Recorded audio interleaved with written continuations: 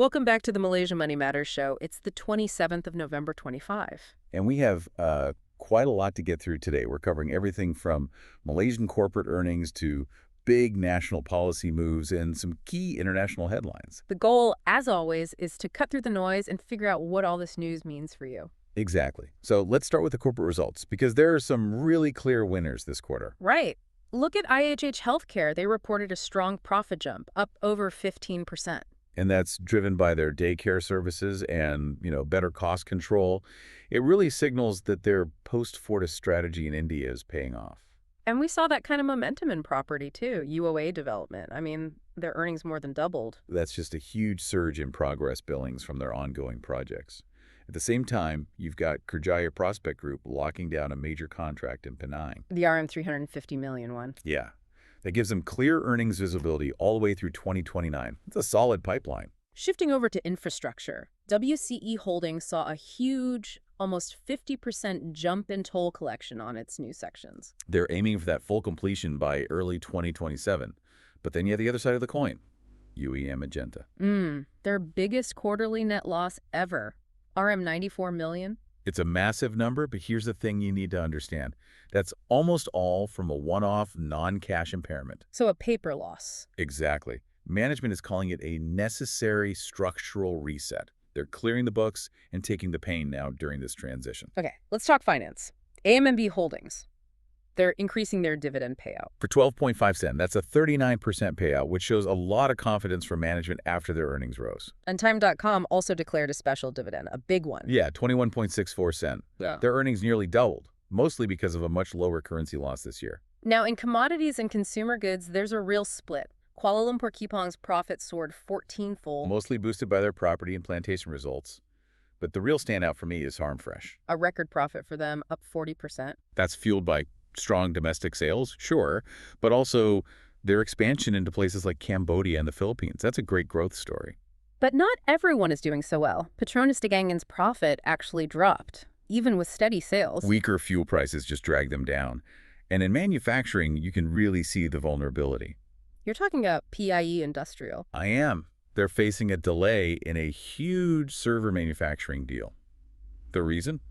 Their pricing just wasn't low enough for the customer. And that could impact a projected, $1 billion ringgit in revenue. Exactly. It's a huge red flag. It suggests Malaysian electronics manufacturing services are in the middle of some really intense global pricing wars. But contrast that with ITMAC's system, which just set a new record for quarterly profit. Driven by a huge jump in revenue from video surveillance and their subscription services. So, different sectors, different stories. Okay, let's pivot to national policy, because that really sets the stage for the market. For sure.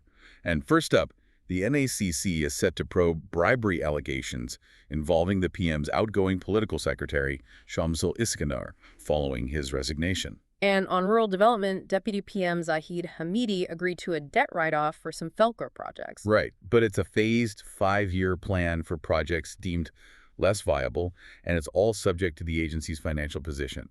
It's about settler welfare, but with conditions. There's also a word of caution on infrastructure spending. A necessary one. 12 out of 27 highway concessionaires actually recorded losses in 2024.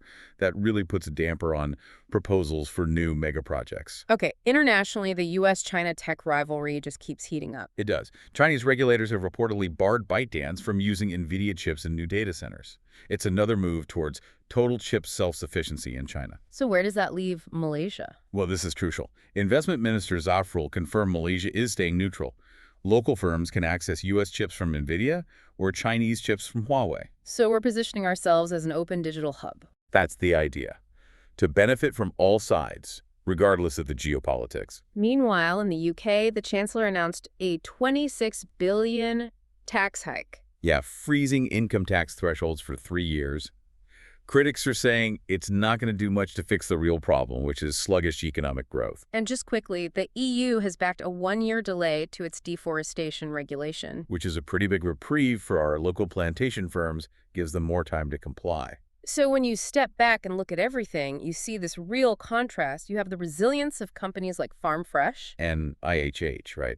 contrasted with the structural pain we're seeing in construction services, Yeah. or that pricing squeeze hitting firms like PIE Industrial. It really shows you where the growth momentum is right now and where the headwinds are. And I think it all points to one fascinating question for you to consider.